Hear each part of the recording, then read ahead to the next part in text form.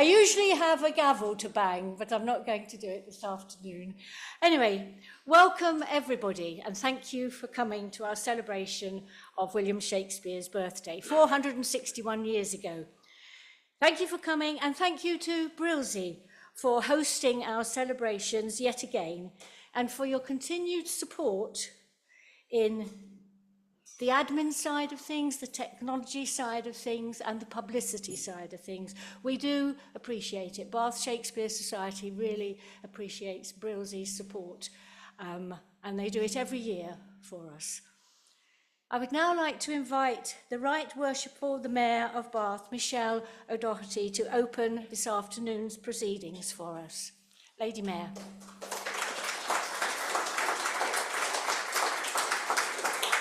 Thank you. Good afternoon, ladies and gentlemen. It's a real honour to be here with you this afternoon to celebrate such an amazing day. As a Midlander myself, I feel a certain kinship with William Shakespeare. We come from the same stretch of country, shaped by the same rolling landscape and rooted in the same rich soil of language, long vowels and dry wit. Of course, he turned that into world-famous sonnets and plays, and the odd immortal phrase, I've just turned it into the odd average speech. Still, I feel we would have got along. Now, Bath may not appear in any of his texts, but its spirit is never far from the world of Shakespeare. This city, with its classical grace and theatrical soul, feels like a stage he might have conjured himself. And nowhere is that truer than here amongst the members of the Bath Shakespeare Society. You've proven time and time and again that the play's the thing, and not just to catch the conscience of a king, but to connect people across time and place. And in doing so, you honour one of Shakespeare's deepest beliefs, that words have the power to transform us. As he wrote in The Tempest, we are such stuff as dreams are made on, and you, through your dedication, help to keep those dreams alive. So I would like you to enjoy this afternoon. I hope you can, and I'm looking forward very much to the talk, so thank you.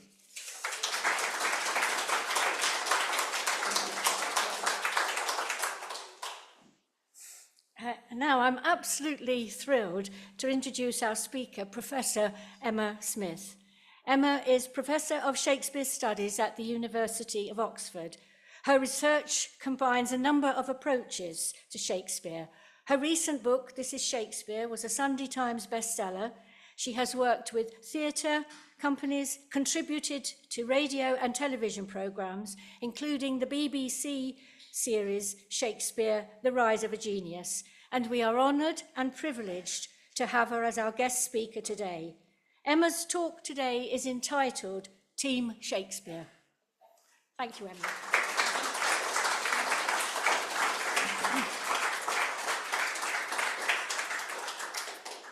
Thank you so much. Thank you for inviting me, and thank you to the Bath Shakespeare Society for putting on this event. I've decided, it's been already met with some surprise. I decided not to use slides. You're not at school. Here we are. So I hope that that's okay. If there's anything that I say that you would have welcomed seeing, or seeing how it was spelt or something, do just ask me afterwards, and I'm happy to email it to you or to say it again or something. So I'm just going to talk, and I'm going to talk about Shakespeare as a collaborator. I'm going to talk for about 45 minutes. We'll have a little bit of time for questions, and then I think there are some other festive parts of a day which may well have been Shakespeare's birthday. As you know, we don't know the date of Shakespeare's birthday, only his baptism. It's a nationalistic sense that it should have been St. George's Day, as well as a sense of symmetry that he should have died on his birthday. But neither of those is a deal breaker. It could well have been today. So it's very, very nice to be here with you. And it may seem a little bit unfair on his birthday to suggest that the limelight on Shakespeare should be shared with some other writers. But nevertheless, that's what I'm going to try and suggest. I'm going to be talking about some new work that has tried to find traces of other writers, other hands in work by Shakespeare. And I'm going to move from thinking about the theatre world more generally, thinking about Shakespeare's career, and I'm going to try and end up at Macbeth. I think you can say Macbeth in here. If you can't, it's too late. So my apologies. One of the things that really struck me during the COVID pandemic was those ideas that circulated around about what people would have done, what Shakespeare did during lockdown. There was a meme that went around saying Shakespeare wrote King Lear during lockdown. I never knew whether that was supposed to make us feel better or worse. It was almost certainly not true. One of the things that we do know that Shakespeare wrote during the times when the theatre was closed for plague are two long narrative poems, not plays at all.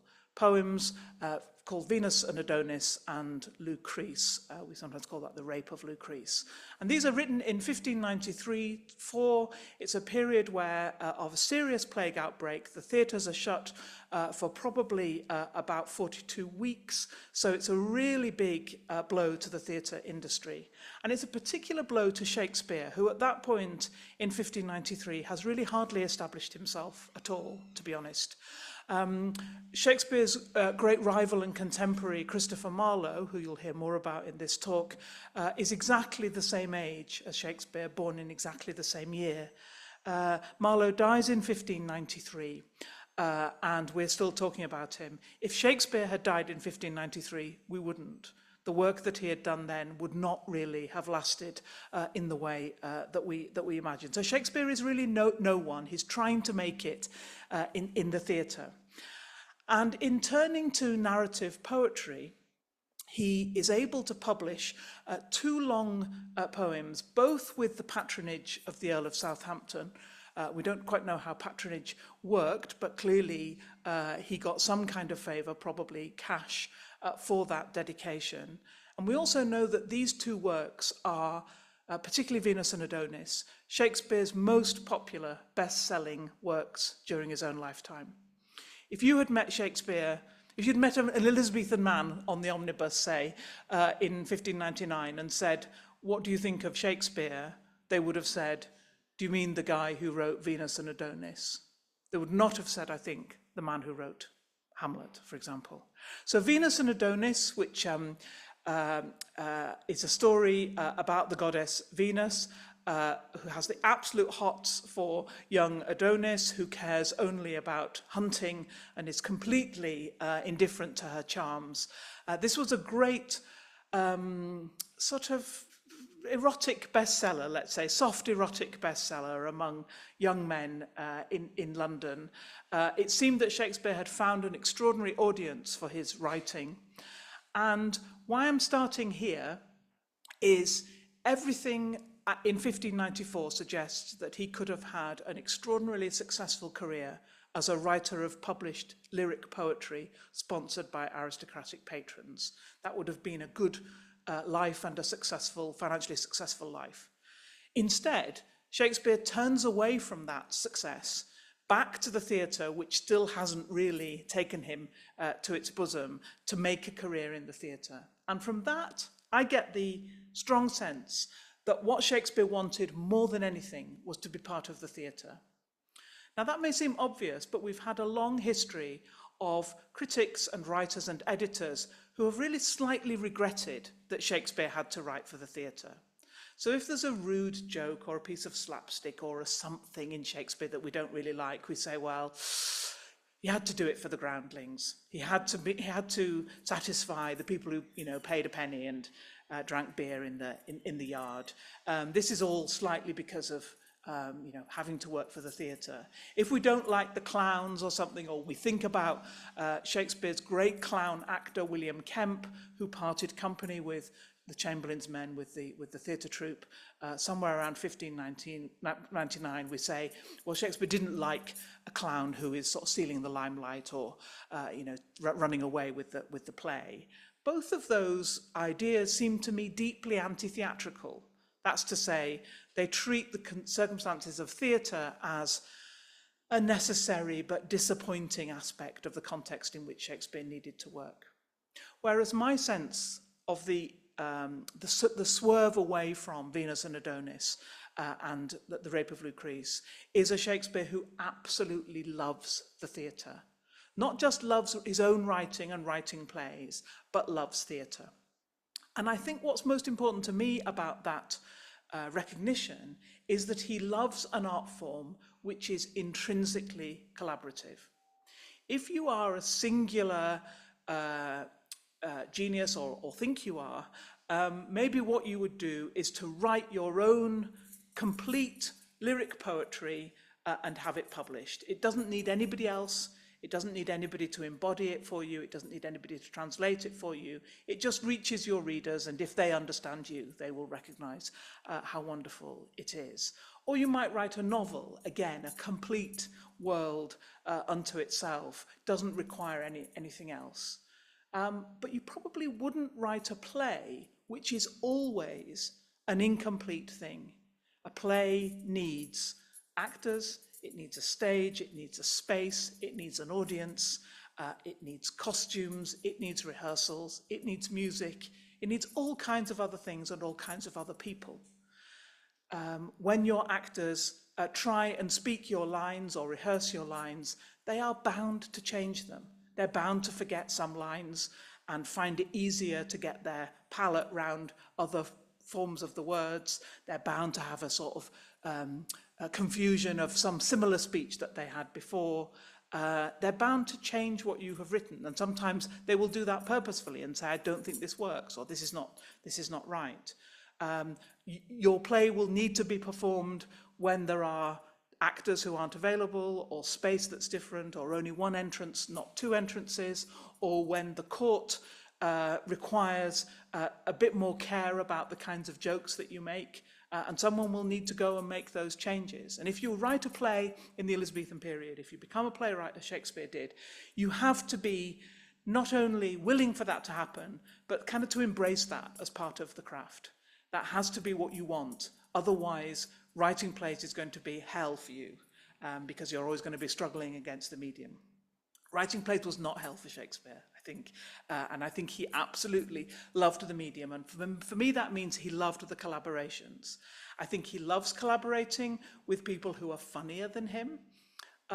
So contrary to what lots of theatre historians feel, that he felt rivalrous with an actor like William Kemp, I think Shakespeare thought, we're a great team. You can do your bit, I can do my bit. You're not you without me, and I'm not me without you either.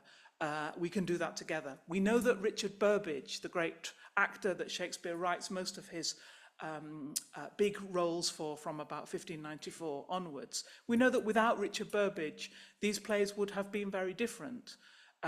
Burbage is really good at mastering emotional states. He seems like one of those actors who can cry really, really well, which is a great actor skill, which I admire. Burbage clearly had that skill, and Shakespeare uses it in a way that for an actor who couldn't cry, we would have these very, very different roles, very different male roles. And I think Shakespeare enjoys that world, enjoys that challenge, and enjoys that form of collaboration. So while I want to talk particularly about Shakespeare's fellow dramatists and the work that they did together, I did want to start by making clear that the whole theatrical enterprise is a collaborative one from the start, and that writing together is really just an extension of, or another aspect of, that profoundly collaborative work. It's surprising when you think of it in that context that it has been so hard for us to imagine that Shakespeare did collaborate with other writers. And it's strange that from this deeply collaborative environment, we have put Shakespeare on a pedestal as a great, and the word is indicative, I think, a great poet. We often hear Shakespeare called a great poet, again as a way of distancing us from the dramatic world that produced him. So, if theatre is collaborative, so too is Shakespeare himself. And this is a form of writing, a form of co-writing, which shapes Shakespeare's career from the beginning to the end, and the middle. We used to think it was just the beginning and the end, and that enabled us to shape that collaboration as the sort of master-apprentice model. So the argument then was, in his earliest plays, Shakespeare collaborates with more senior dramatists. He is learning his craft. In his late plays, he collaborates with more junior dramatists. He is passing on what he has learned. So that gave collaboration a sort of industrial training kind of quality, a developmental quality. You had the training when you were junior, you gave the training when you were senior. It's a model which is based, I think, probably on our ideas about how the old masters' painting studio worked, or something like that. The way that a kind of art form which has a both an aesthetic quality but also quite a commercial one, the way that it gets through work by bringing on new apprentices. But more recent work on Shakespeare has showed us that he doesn't just collaborate at the beginning and the end. So collaboration isn't just in that developmental form. It is right across his drama, right across his 20-year career in different forms. And that's one of the things that I want to just talk through for the next few minutes, how he does that and who he does it with. Early in Shakespeare's career, one thing we know about him is he's not very good at starting. I don't know if that means he's not very good at the beginning of plays, or if it means he's not actually very good at getting going writing, presuming that you start at the beginning of a play, or that might be a wrong assumption. But he almost never writes the first scene of his early plays in the first sort of 3 or 4 years of his writing career. All of those plays have a first scene, or first few scenes, written by someone else. It's quite an interesting collaborative model. It suggests that somebody else gets things up and going, sketches out what's happening, what you need to do, gives you a bit of momentum, and you as the second writer pick that up and run with it, literally run with it. I've been doing a lot of research about different forms of collaboration in our own world, in our modern world, and how we might understand these forms of working together a bit differently. And one of the things I was reading about was doubles tennis. I don't know if anybody plays doubles tennis. What's the difference between doubles tennis and singles tennis, in terms of the way you play, who it attracts, and what kind of a spectacle it produces. But one of the theories of doubles tennis is, of course, your strongest, you can choose who serves first, and your strongest player serves first. You front load your game. And there's a sense that in collaborative drama that you front load your game. You start off with somebody confident and strong. And interestingly, that is not Shakespeare. That is Marlowe. It is sometimes Thomas Nash. It seems to have been the writer George Peele in the case of Titus Andronicus. But Shakespeare continues to have either problems with the beginning of a play, or to become adept at picking up a script that someone else has left and finishing it. So it could be either way. It could be that he doesn't like starting and that's how it's planned, or that he becomes good at picking up someone else's work and seeing it through to being completed. So that even by the time we get to Pericles, which Shakespeare writes only about 4 years before he retires, he doesn't write the beginning.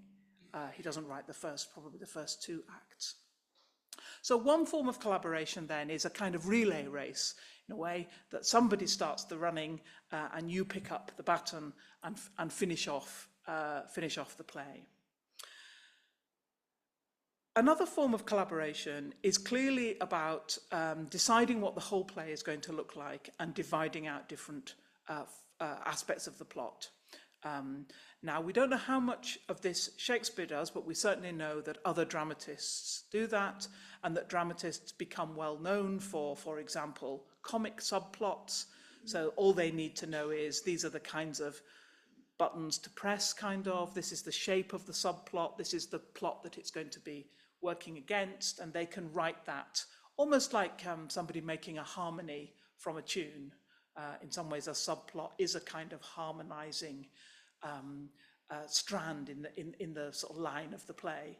And we can see writers who are good at tragedy or good at comedy, or who are good at slapstick, or who are good at big barnstorming speeches, being given those to do, and someone else does some of the more workaday kind of hatching around it.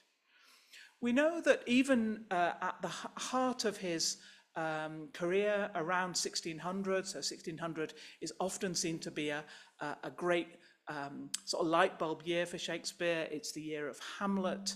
It's the year when he seems to move from comedy into tragedy. He's in a very creative and interesting and energetic phase. Even at that point, we know that Shakespeare is writing a couple of speeches in a bodged up old manuscript that the theatre company have had hanging around for ages, that they want to try to get into a stage-worthy condition. And that's a play called The Book of Thomas More. It's about the early 16th century. It's about Thomas More's resistance to Henry VIII. It's a slightly tentative telling of that, because of course Thomas More was resistant because he didn't agree that Henry should be the head of the church, and that had been the winning side. So it's quite a difficult story still to tell, but so that's part of the problem about this unperformed play of Thomas More, that it picked a difficult topic to start with.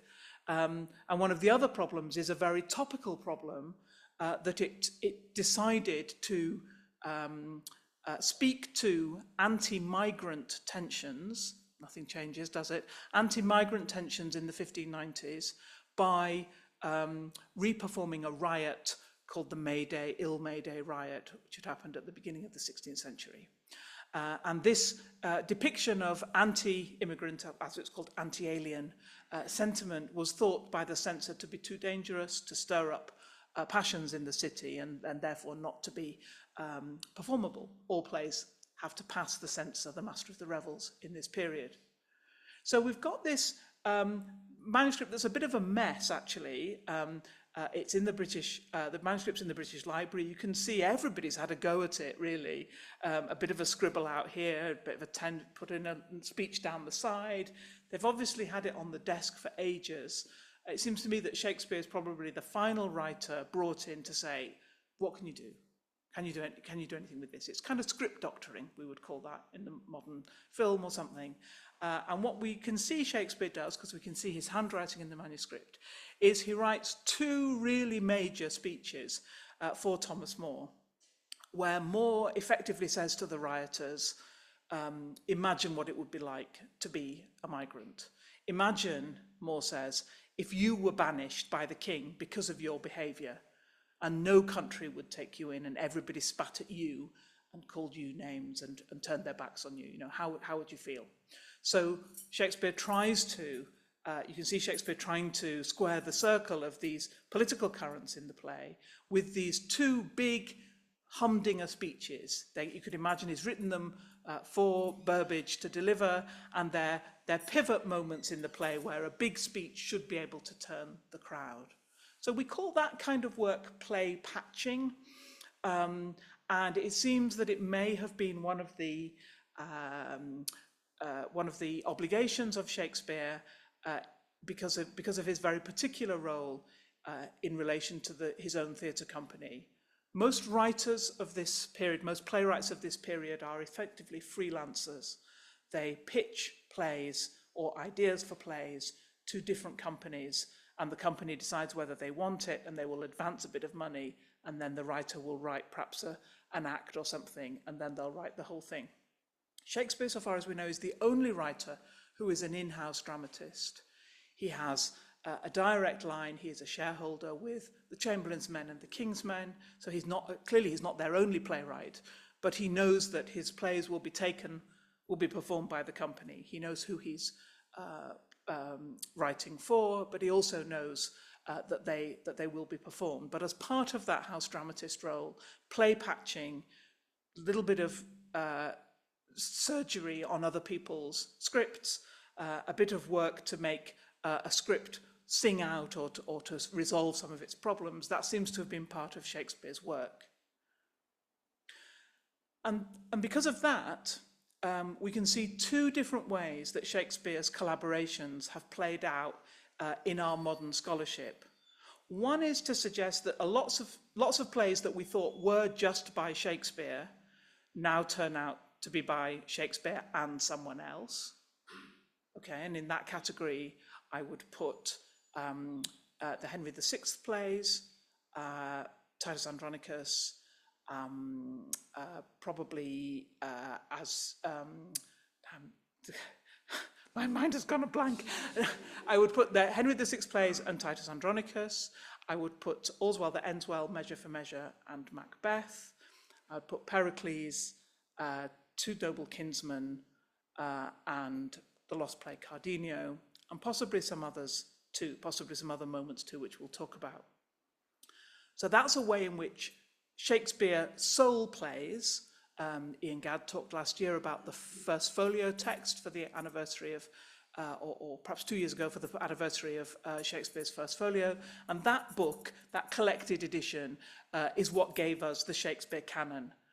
Understanding a more collaborative Shakespeare slightly unpicks the canonical Shakespeare that we get in that book.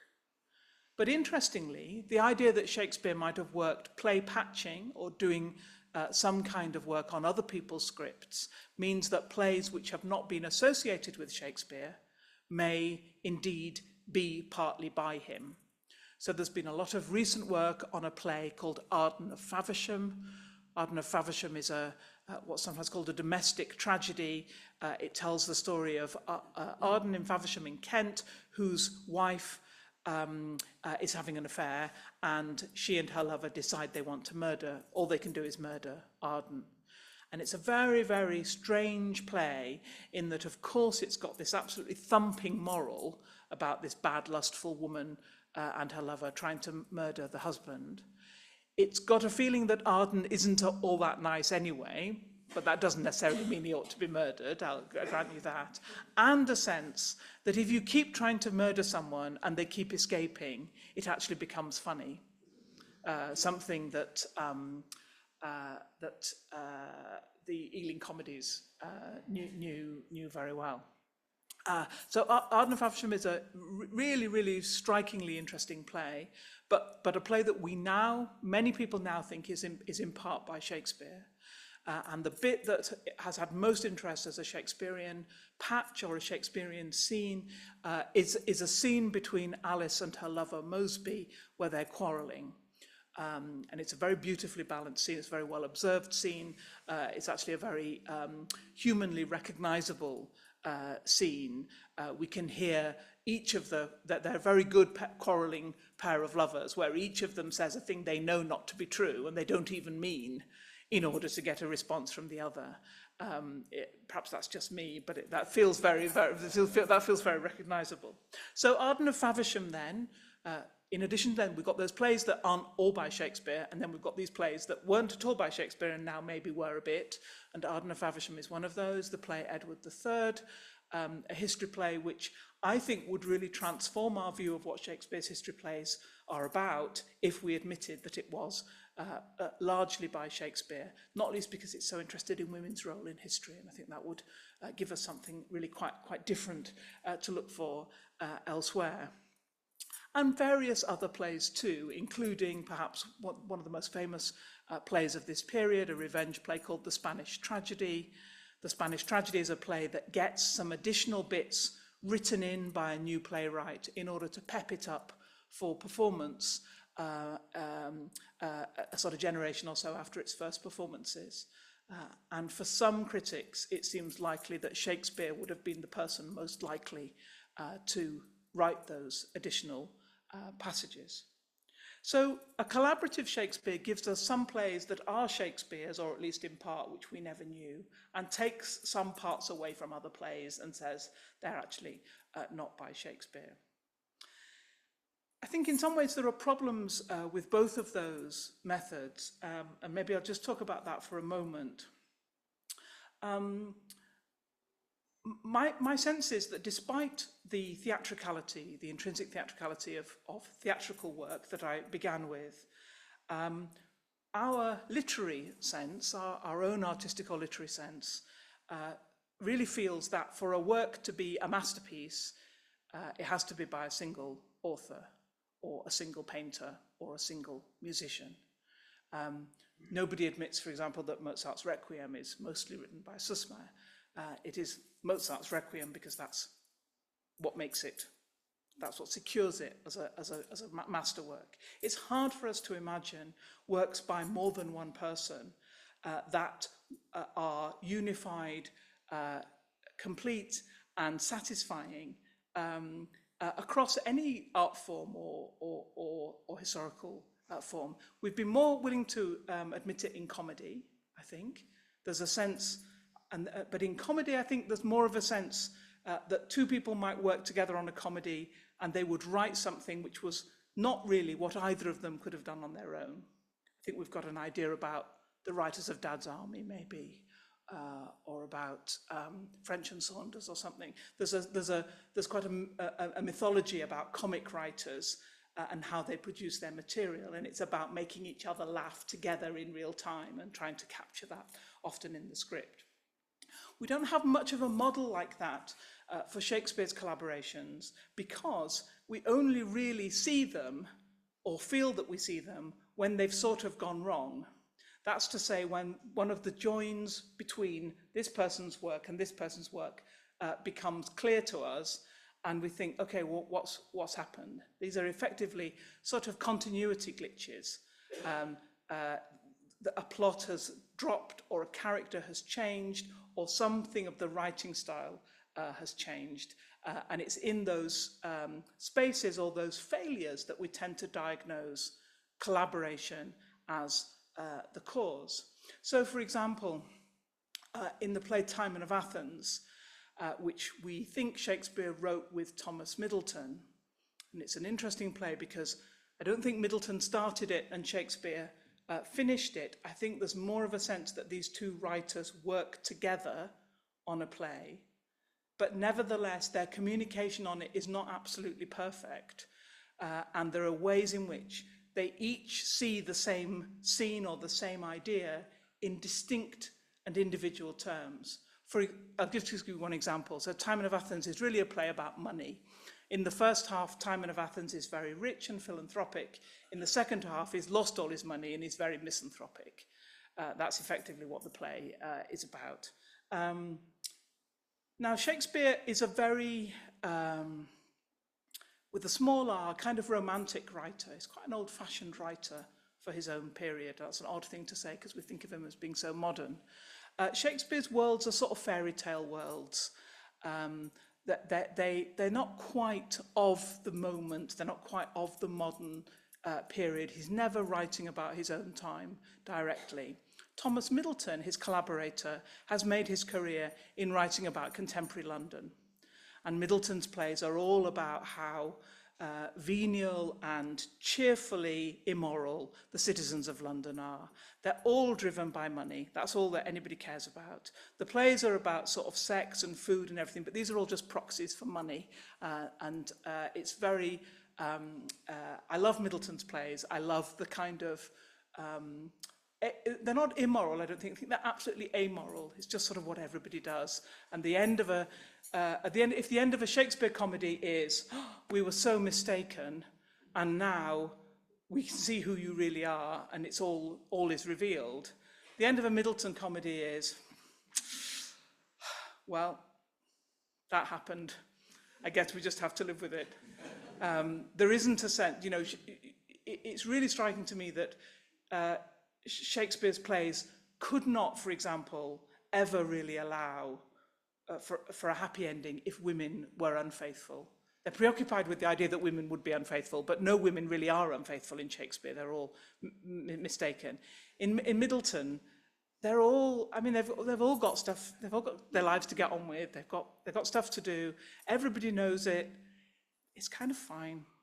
It is, Middleton is not trying for a perfect world. He's a realist, I think, in quite a kind, we've all been around the block a time or two, and probably best not to ask too much about it. That's the kind of Middleton ending. So they've got come with these very different worldviews. I think that's probably the appeal of Middleton for Shakespeare, or possibly for Shakespeare's company, who may have felt that Middleton brought a more modern theatrical sense that Shakespeare didn't have. But they worked together on a play which isn't a great success. I think that's generally agreed on. And it's partly not a success because they have these different views on it. And as I say, one tiny example of this is that when Shakespeare talks about money, he talks about gold. So gold is the money that is in fairy tales. I mean, I know gold also exists, but it's a unit of currency which is sort of not what you take down Cheapside really to buy your shopping or to, you know, pay a dowry. It lives in this romantic world that Shakespeare, that's how Shakespeare imagines money. Middleton has got this very, very elaborate financial vocabulary about bonds and debts and sort of financial instruments and borrowing, and about different kinds of currency. So he thinks about money in a much grubbier and a much more granular way, and Shakespeare thinks about it in quite an idealized way. And in some ways that larger conflict between a grubby mercantile world of Timon and a more abstracted philosophical one is part of what makes the play not work, and not work as a collaboration. Middleton, though, I think turns out to be probably Shakespeare's most important collaborator, notwithstanding the fact that Timon of Athens as a real-time collaboration is not successful. And that's because we now think that Middleton was employed to do that script doctoring work that I talked about Shakespeare doing on other people's writing. Middleton was appointed to do that on Shakespeare's work after Shakespeare's retirement and death. So if the King's Men wanted to revive a Shakespeare play in the years after 1616, they probably got someone to look over it and to think, you know, do we need to make any changes? What would we do now, 10 years later or 20 years later? And that person on Shakespeare's play seems to have been Middleton. And so Middleton makes changes to, rewrites on top of 3 plays at least by Shakespeare. And I say at least because I think this is an area of Shakespeare study which is changing and changing quite rapidly. The 3 plays are All's Well That Ends Well, Measure for Measure, and Macbeth. So you can see that in those plays, the stakes have already got a bit higher. When I started by saying, you know, well, Henry VI play is probably collaborative, yeah, well, you know, whatever.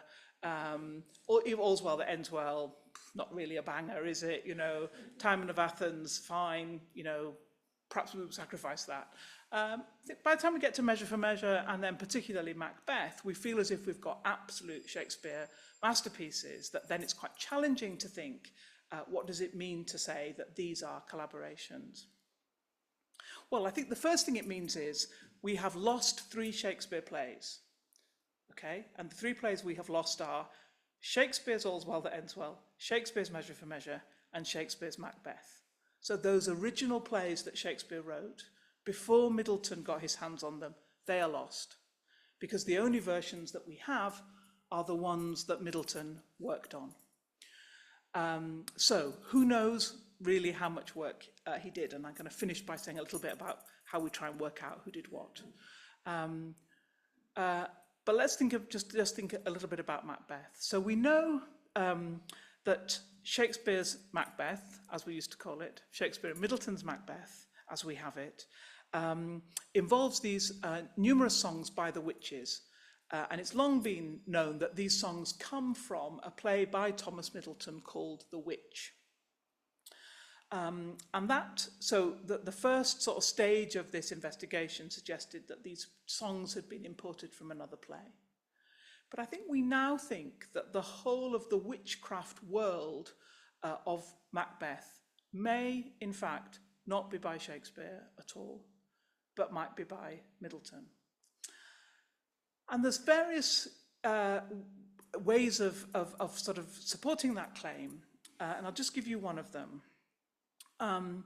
In 1610, a man called Simon Forman, who is a brilliant Jacobean character, he's a sort of quack astrologer, con man, sort of snake oil merchant.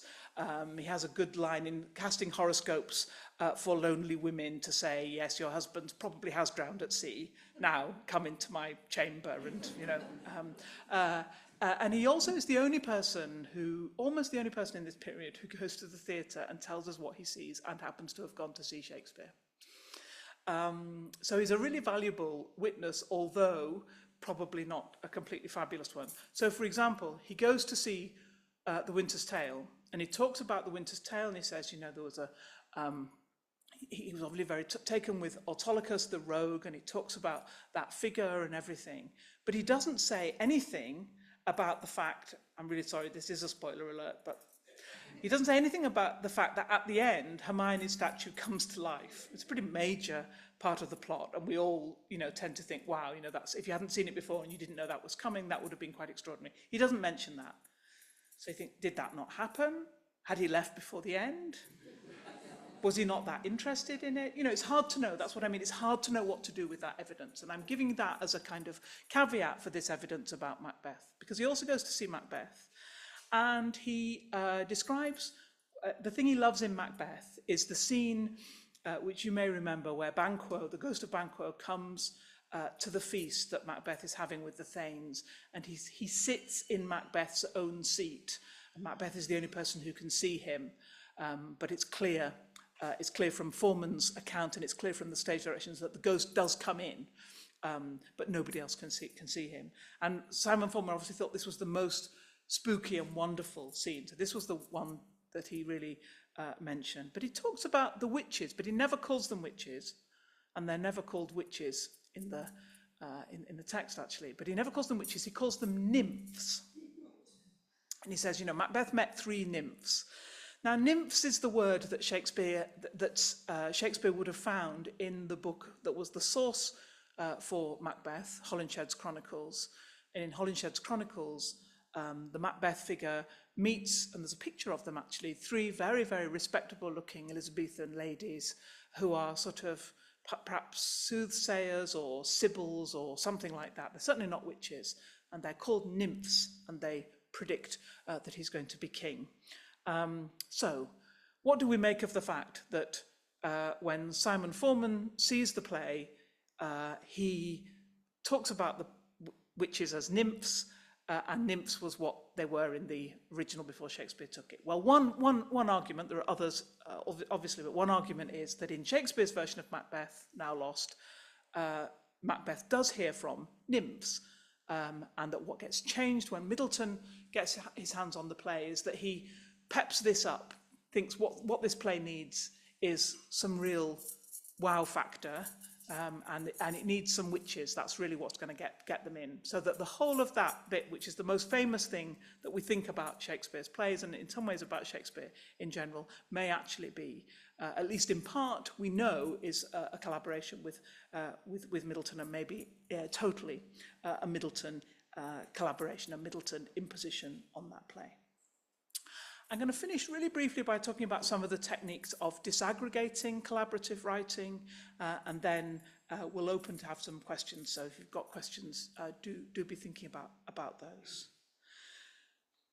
So how to think about, how to discern, how to recognize different writers.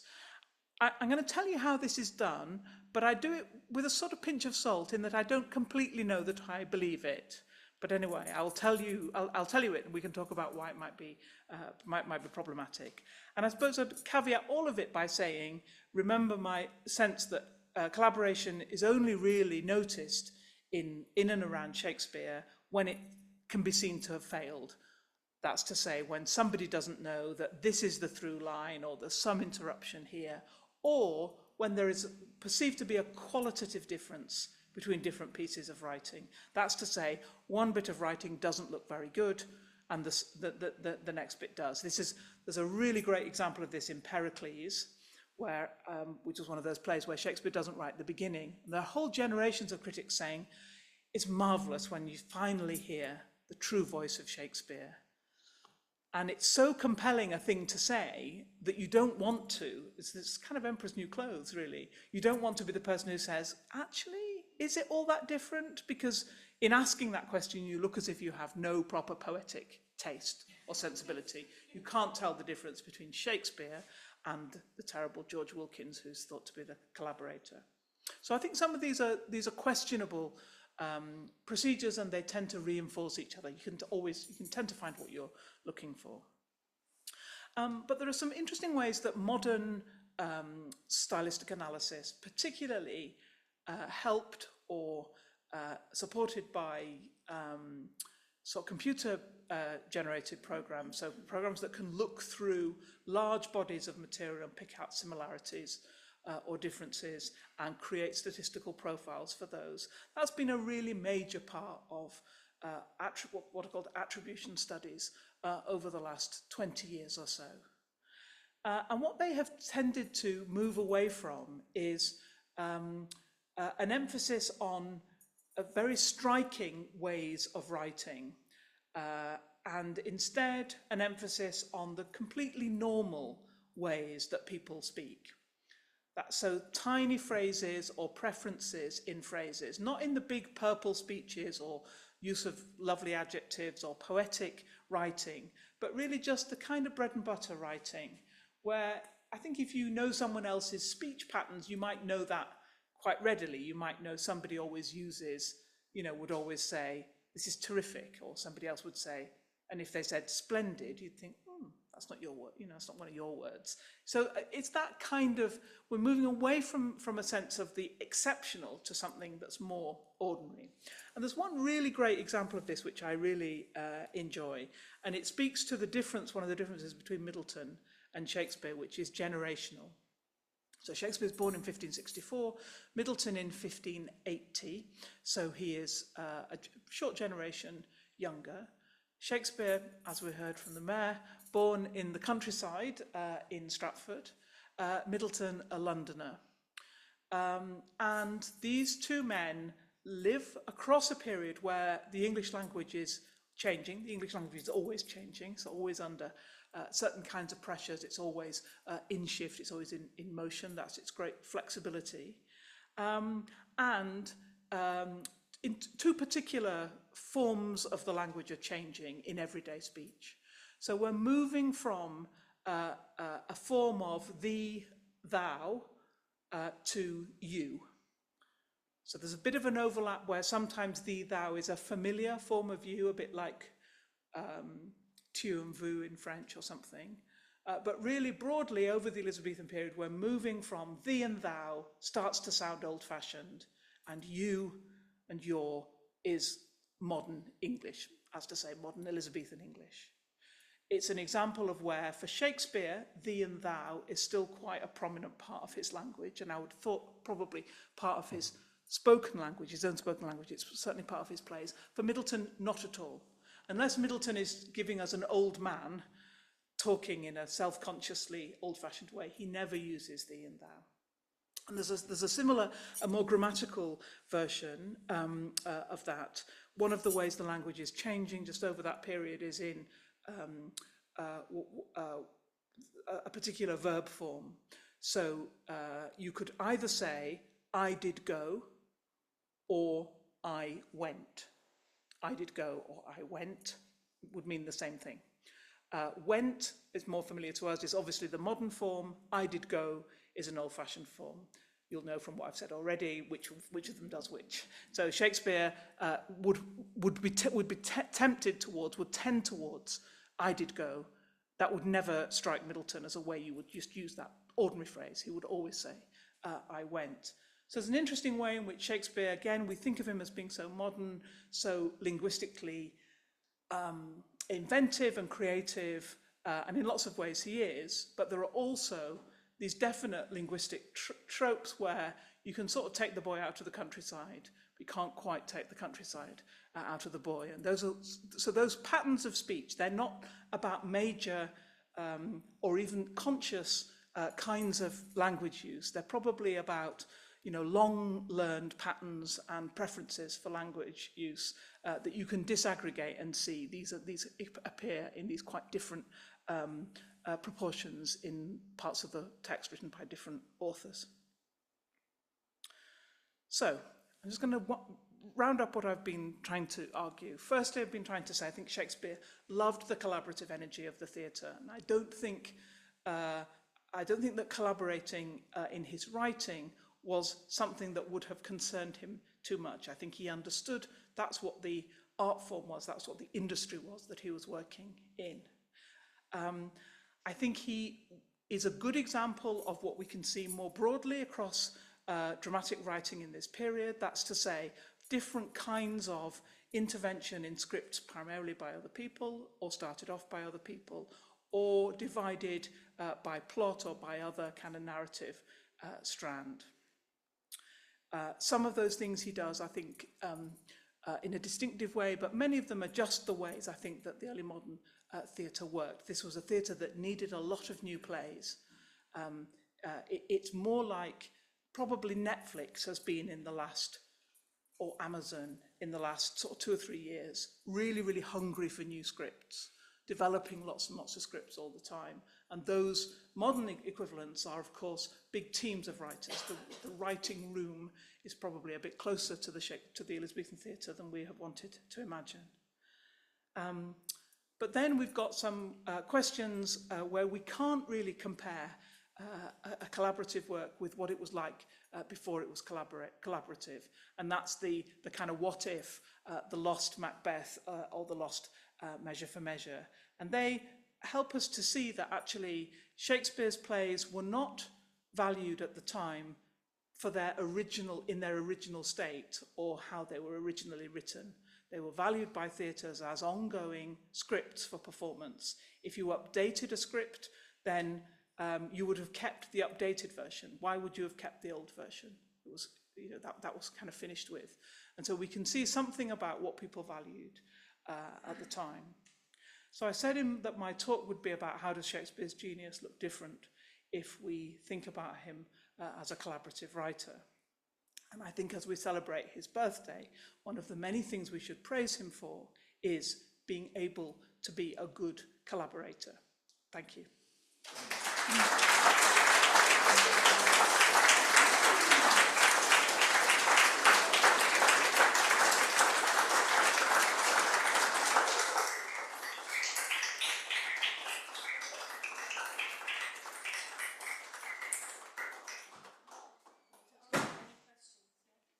I think we have got time to take some questions if anybody wants to ask anything.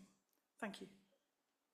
Please do. I'm very interested in what you say about Measure for Measure, and I was just trying to think of how that collaboration would work and how that might be different from the original version. I wonder whether you could enlighten us a bit on that. Yeah. So Measure for Measure, like Macbeth, if it is true that Middleton overwrites it, peps it up, rewrites some of it, then the corollary of that is that we have lost Shakespeare's Measure for Measure. One of the strange things about the text of Measure for Measure is that we have a list of the characters attached to it. Now that's a completely standard thing about a play text now, but it's not standard in the period, and it's certainly not standard in the folio. And the Measure for Measure one is odd in 2 ways. Firstly, it's got this character of the board called Mistress Overdone. And she's had 5 husbands, overdone by the last, boom, I'm here all week. That's the joke. It's a completely Middleton joke. I mean, Shakespeare very rarely, relatively rarely, has those names that are register something crudely about the character. He doesn't really. The thing we tend to admire about Shakespeare is the capacity to inhabit and make human even very small parts, and that part of the way you do that is to give them a name that sounds as if they could have been a real person. More importantly, perhaps in that list is the Duke, the character of the Duke, the central character in the play. The character list seems to know that he is called Vincentio, which the play itself doesn't know at all. I mean, nobody calls him Vincentio in the stage directions or anything. So it's a piece of odd information. And one of the arguments about where that comes from is it comes from a kind of a Middleton rewrite, which would suggest to us that, if Middleton is writing to type, he is writing about brothels, whoremongers going to court, that kind of scene. Pompey Bum would be a Middleton name, excuse me, rather than a Shakespeare one.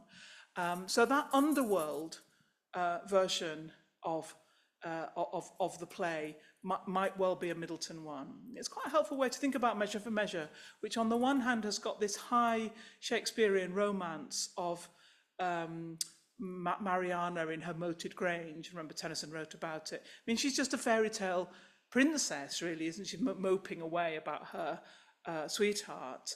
And then we've got this other world where, you know, women who are jilted work on the streets, and that's the world that Middleton sort of understands, and that Measure for Measure is caught between this quite high romantic vision and a much more gritty vision. So I think it's the urban world. Measure for Measure is the only play really, the only play by Shakespeare set in a city, in a contemporary city. It's set in Vienna, but it's effectively set in London, and that's much more Middletonian than Shakespearean. Thank you. I didn't realise we had I'm sorry, I didn't realise we had a microphone. I'm sorry to the people on the call. Thank you very much for the talk. Very, very good, very interesting. And I certainly hadn't thought of Shakespeare as a collaborator in quite so many ways. In the BRLSI Shakespeare Society, we read all the plays, 37, so each one comes around about every 7 years. And every time Titus Andronicus comes around, we have a big argument. Should we include Titus Andronicus? Then there's an argument of a different kind over Pericles. Is Pericles really a Shakespearean play? It's not in the folio. Why not? So those two plays, they do cause a bit of a problem to us. We always do them. We settle the argument by saying, well, yes, we'll do them, because they are Shakespeare after all. What do you think? Well, I think probably the logical conclusion of what I've been saying is that Shakespeare is a kind of inclusive name rather than an exclusive one. That's to say, many of the things that we think of as Shakespeare are Shakespeare and someone else, and that sort of seems fine to me. And I don't know that I don't know where we would find the pure Shakespeare, because once we've established that all of these plays have got bits of collaboration post hoc or at the same time, there's no reason to stop where we've stopped. I mean, that just might be the case for all of these plays. Almost every play, there are plays published in the folio in 1623, which were like Twelfth Night, for example. Twelfth Night was performed in 1602. There's no text before 1623, so there's 21 years of the play in manuscript. It's inconceivable that that manuscript just stayed the same. It must have been changed. Now, it may have been changed by Shakespeare, which is a different argument about revision, and that's the argument we tend to make about King Lear.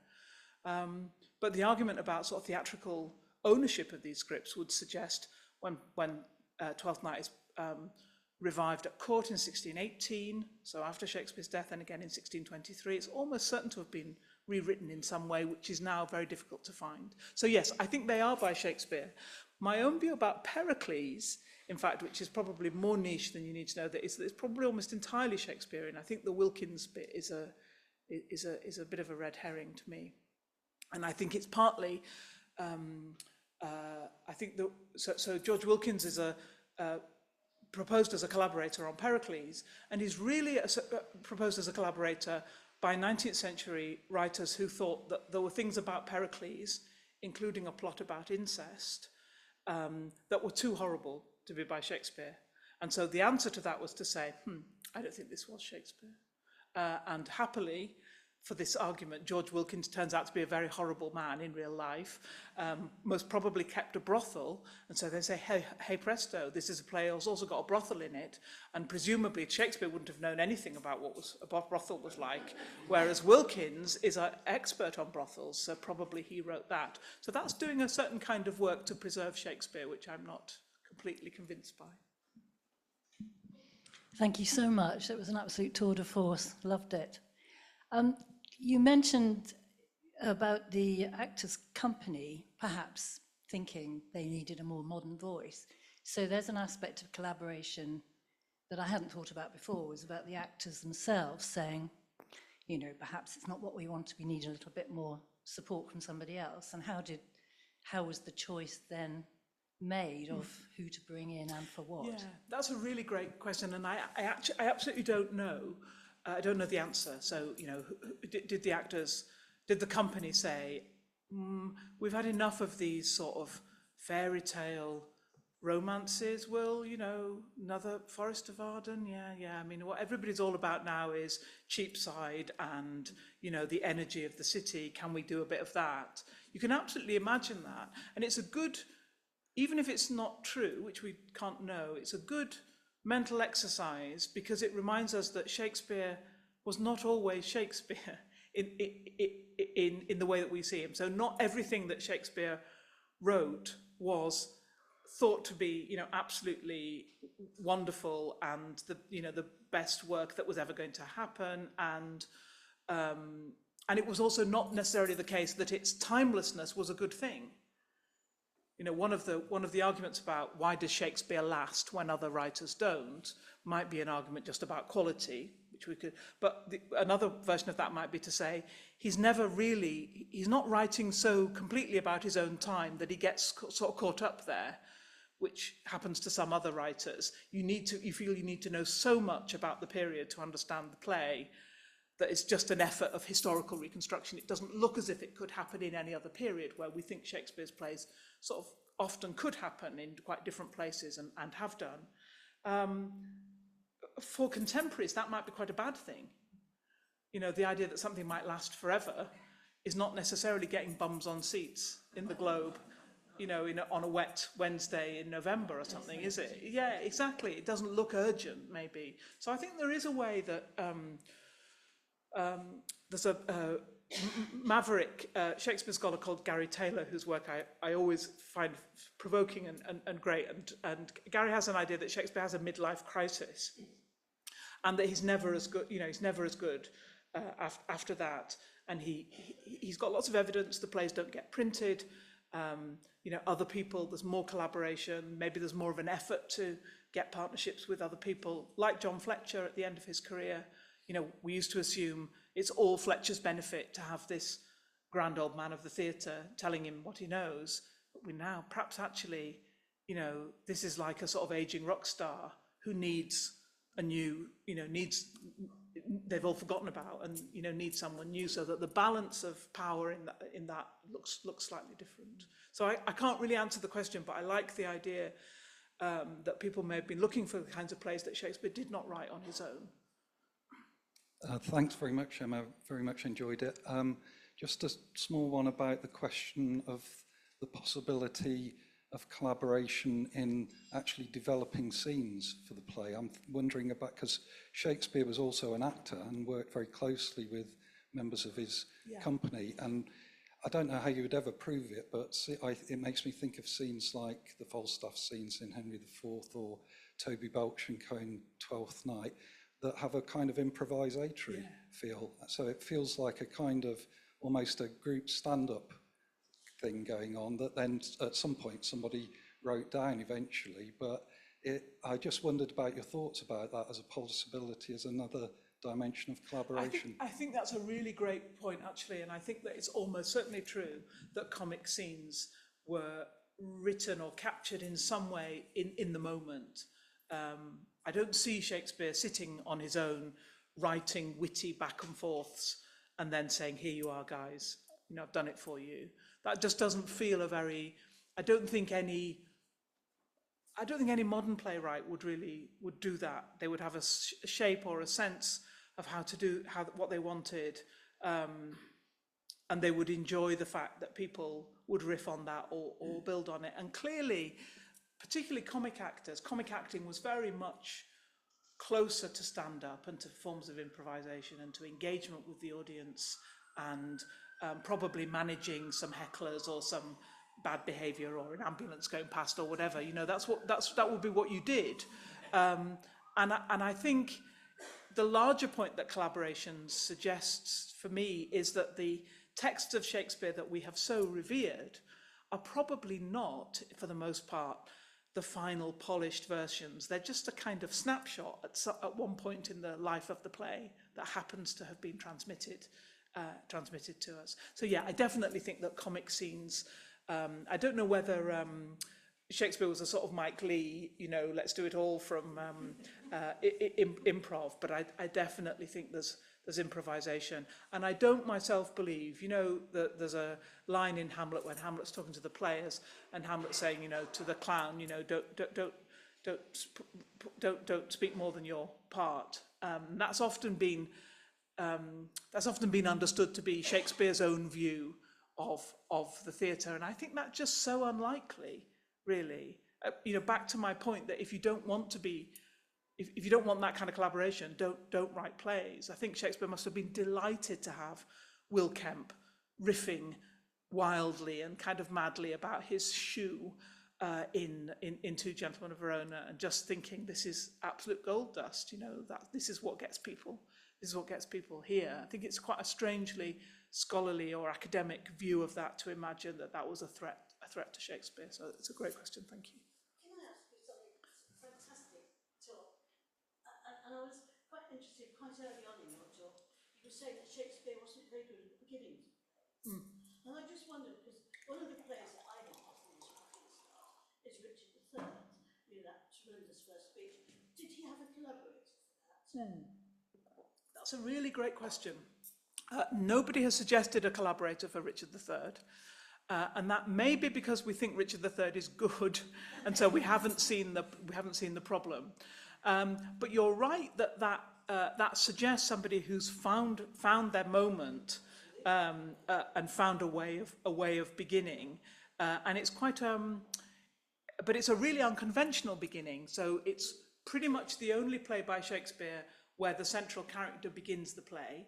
You know, we've all been to these plays, haven't we, and thought, who are you? You know, what the play starts and you think, what are you all talking about? You know, who are you? Are you third gentleman? You know, I think the worst is Cymbeline, which has about 8 minutes of completely incomprehensible talk at the beginning. You think, oh no, why have I come?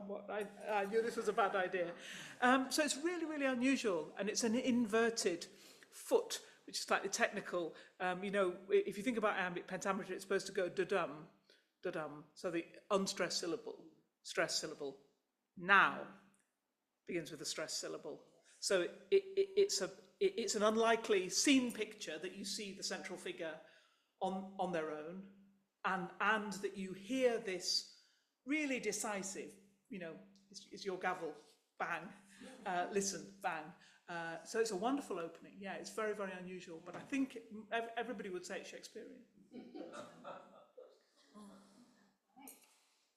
Well, I think we're all blown away, Emma. It was absolutely amazing. Roger would like to speak. Roger. Sorry, I didn't hear another I just like to question. say, I came this afternoon expecting to feel defensive, expecting to feel that somehow Shakespeare would be limited by the notion of so many collaborators. I go away with it exactly the opposite feeling. I thank you very much for that. Thank you. And I would like to leave you with the idea that nobody moans about Paul McCartney. Exactly.